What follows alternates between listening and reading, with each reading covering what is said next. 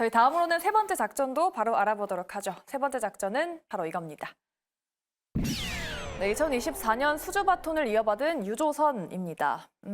슈퍼사이클에 진입한 국내 조선사들이 작년에 또 나란히 흑자 전환에 성공을 한다라고 합니다.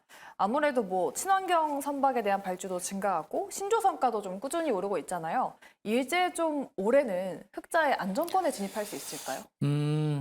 기대감이 많이 커지고 있는 것 같아요. 일단 조선주들은 지난해에도 대규모 수주가 계속해서 이어졌고 그러면서 실적이 이제 증가 호전되는 그런 모습들이 계속해서 이제 반복이 되어 왔습니다만 아마 올해부터 조선주들의 실적이 본격적으로 좋아질 수 있는 가능성이 상당히 높다라고 일단은 판단이 되고 있습니다.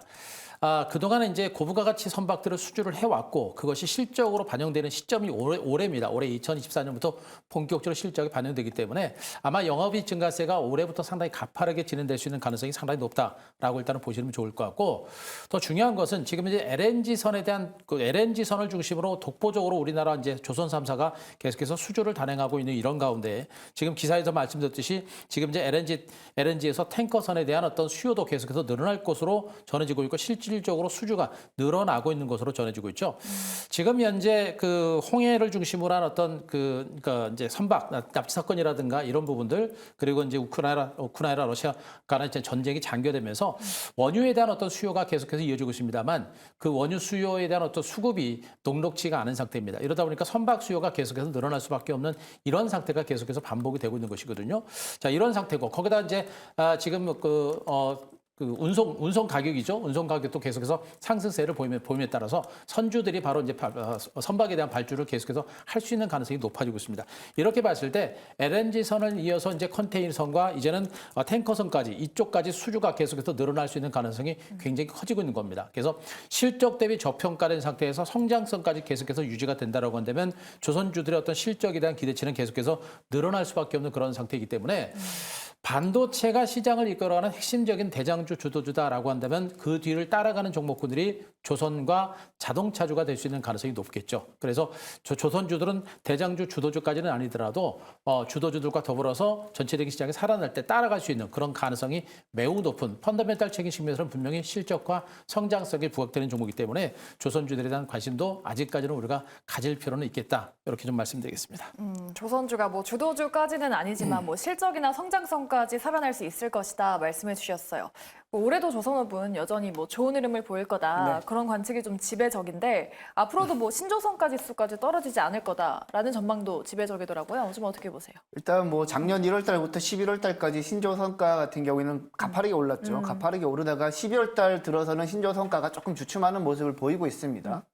일단 전반적으로 이제 조선업체들 같은 경우에는 국내 한정에서 국내 조선업체들 같은 경우에는 이미 3년치 물량을 모두 수주를 받았기 때문에 그 물량이 올해부터 실적에 반영되는 시기이기 때문에 올해 실적이 좋아지는 거 분명 맞습니다. 그리고 최근에 주가 투중 같은 경우에도 많은 조정을 받았기 때문에 지금 구간에서 조선주 들어가는 거 전혀 부담되지 않고요.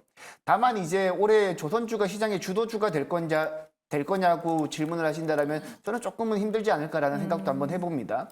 왜냐하면 지금 조선주 같은 경우에는 지난해 주가가 많이 올랐을 때 이유가 2022년 카타르발 1차 수주가 많이 받았기 때문인데요. 그때 당시 카타르가 65척을 이제 발주를 했는데 우리 국내 업체들 같은 경우 54척을 수주를 했죠. 나머지는 중국이 가져가고.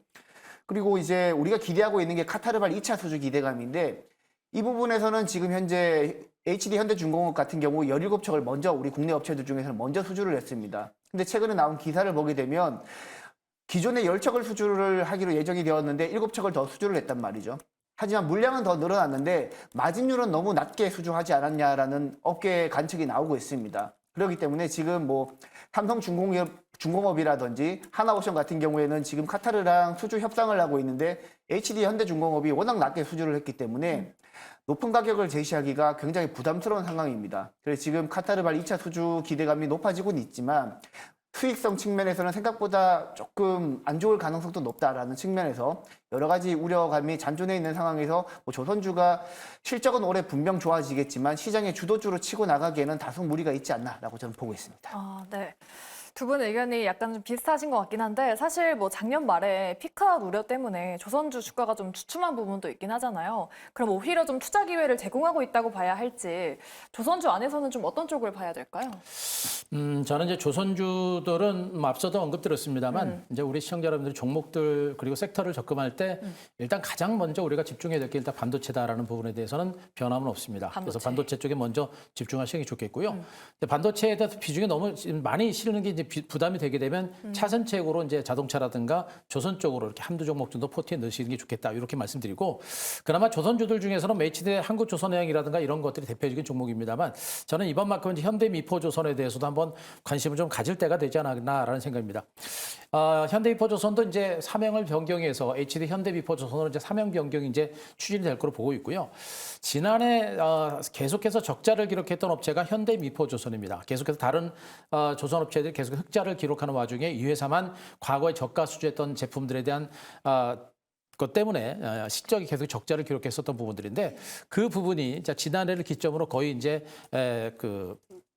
선박선도가 이제 어느 정도 끝나겠죠. 끝나게 되면 올해부터는 올해 하반기부터는 흑자전에 대한 기대치가 상당히 많이 커지고 있는 것이 사실입니다.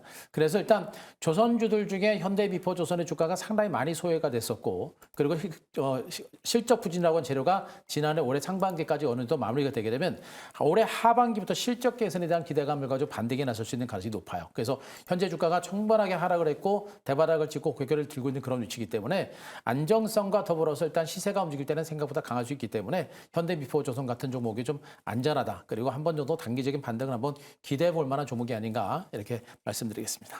자, 이렇게 조선주까지 오늘의 세 가지 작전 리스트 모두 살펴봤습니다. 우리 시청자분들 투자하실 때 도움 되시길 바라겠고요. 이제 내일장에서 승리할 수 있는 종목은 어떤 건지 돌격 내일장에서 지금 바로 확인해 보도록 하겠습니다.